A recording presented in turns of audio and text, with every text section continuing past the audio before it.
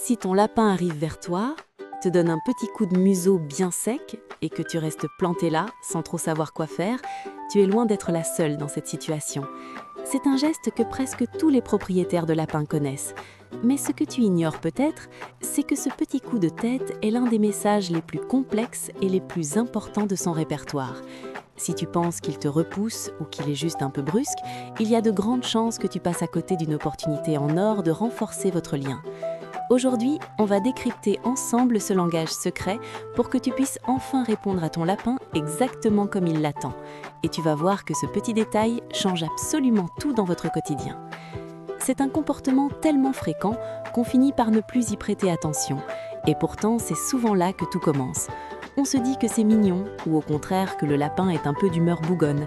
Mais en réalité, ton lapin essaie de te parler avec la seule chose qu'il peut utiliser pour attirer ton attention physiquement.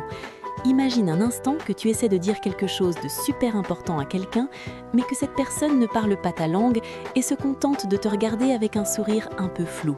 C'est exactement ce que ressent ton lapin quand il te donne ce fameux coup de museau. Et le plus surprenant, c'est que selon l'intensité et le contexte, la signification peut varier du tout au tout. Pour bien comprendre, il faut revenir à la base du mécanisme social des lapins. Dans la nature, ils vivent en groupe très hiérarchisé, où la communication corporelle est une question de survie. Chez toi, dans ton salon, ton lapin a gardé ses codes ancestraux. Le coup de museau, ou le fait de te pousser avec la tête, c'est un peu sa version à lui de te taper sur l'épaule. Mais attention, selon la force qu'il y met, le message n'est pas le même. Parfois, c'est une demande de câlin, parfois c'est un ordre de circuler, et parfois c'est même une façon de te dire qu'il t'aime bien, mais que là tu bloques le passage vers sa gamelle. La plupart des gens ne s'en rendent même pas compte, mais la réponse que tu vas donner à ce moment précis va définir la confiance qu'il a en toi. Prenons une situation que tu reconnais sûrement.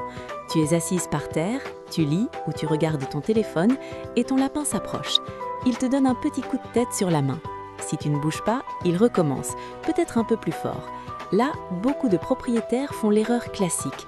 Ils pensent que le lapin veut qu'on le laisse tranquille et ils s'en vont. En réalité, c'est souvent tout l'inverse. Ton lapin est en train de te dire « Hé, je suis là, occupe-toi de moi ». C'est une invitation au contact. Si tu pars à ce moment-là, ton lapin se sent ignoré. À force de vivre ces petits échecs de communication, il peut finir par s'isoler ou devenir plus insistant, voire un peu bougon. Et c'est là qu'intervient une nuance super intéressante. Est-ce que ton lapin te pousse pour avoir des caresses ou est-ce qu'il te pousse parce que tu es sur son chemin?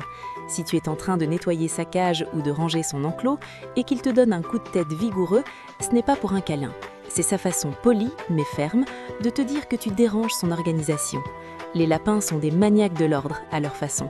Si tu bouges un tunnel ou une litière, tu es en train de modifier son territoire.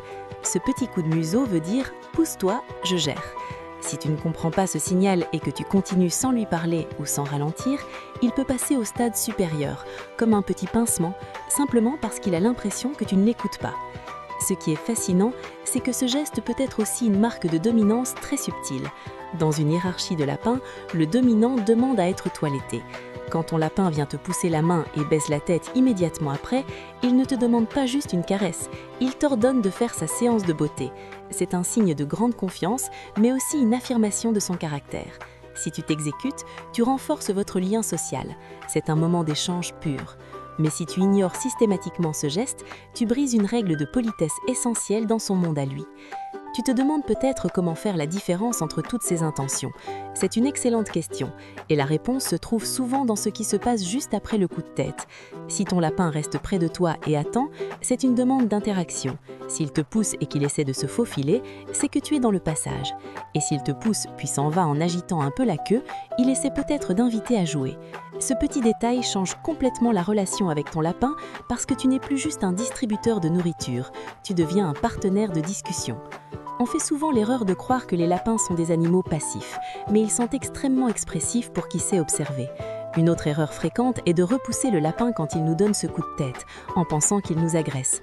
Si tu retires ta main brusquement ou que tu cries un petit coup parce que tu as été surprise, tu lui envoies un signal de peur ou d'agressivité. Pour lui, c'est incompréhensible.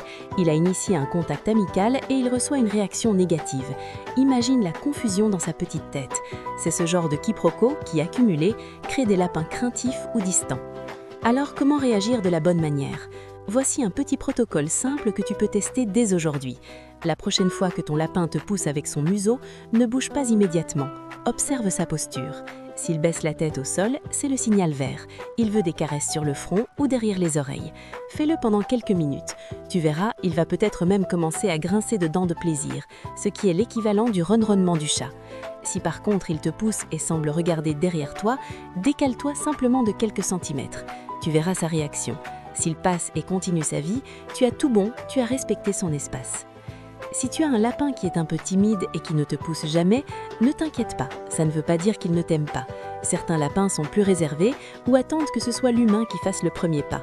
Mais si tu veux l'encourager à communiquer, tu peux essayer de te mettre à son niveau, par terre, et de rester calme. Souvent, la curiosité finit par l'emporter et il viendra te donner ce fameux petit coup de museau pour voir si tu es toujours là. C'est un moment magique parce que c'est lui qui décide d'ouvrir la discussion. L'idée est vraiment de devenir une observatrice de ses rituels. Ton lapin a besoin de savoir que tu le comprends. Plus tu répondras correctement à ses sollicitations, plus il sera enclin à venir vers toi. Les progrès viennent vraiment avec la patience et la compréhension. Un lapin qui se sent compris est un lapin qui s'épanouit.